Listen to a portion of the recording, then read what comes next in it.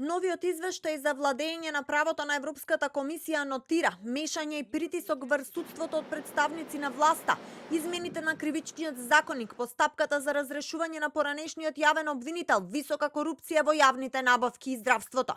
Во документот од Брисел стои дека независноста на судството и автономијата на јавното обвинителство се подкопани поради недоволните буџетски средства, а функционери на владата ја засилиле личната критика кон судиите и јавните обвинители. Пишува дека постапката за разрешување против јавниот обвинител открила ризик од политизација и на крај довела до негова оставка. Мешањето и притисоците од другите гранки на власта и понатаму предизвикуваат сериозна загриженост во однос на почитувањето на независноста на судството. Избрани функционери и представници на владата ја засилија личната критика кон судиите и јавните обвинители, обвинувајќи ги за корупција. Од највисоките владини структури беа дадени изјави за планови за прочистување на судството и обвинителството.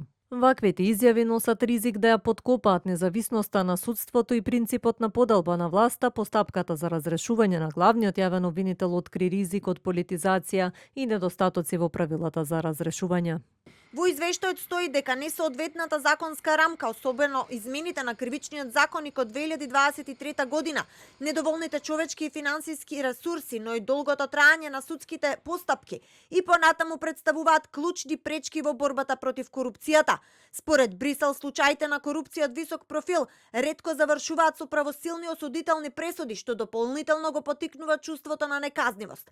Во извештајот се оценува и дека ефикасноста на јавното обвинителство и на основното јавно обвинителство за гонење организиран криминал и корупција останува ограничена, а како главни причини се поголемиот број предмети, недоволниот број јавни обвинители, застарената техничка опрема и недостигот од финансиски средства. И покрај неодамнешните напори за истражување и гонење на корупцијата, одложувањата во судските постапки, ретките правосилни пресуди и ограничените ресурси и понатаму го попречуваат воспоставувањето на силен биланс на резултати во предметите за корупција на високо ниво. Резултатите во борбата против корупцијата, особено кај предмети што се однесуваат на високи јавни функционери, останаа на приближно исто ниво како и во претходниот извештаен период. Корупцијата во јавните набавки и здравството и понатаму останува сериозен предизвик, оценува Брисел.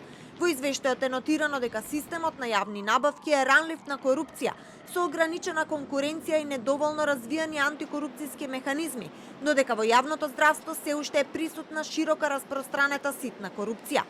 За работата на Собранието пак Европската комисија порачува дека ефикасноста е подобрена, но дека значителен број закони биле донесени по скратена постапка.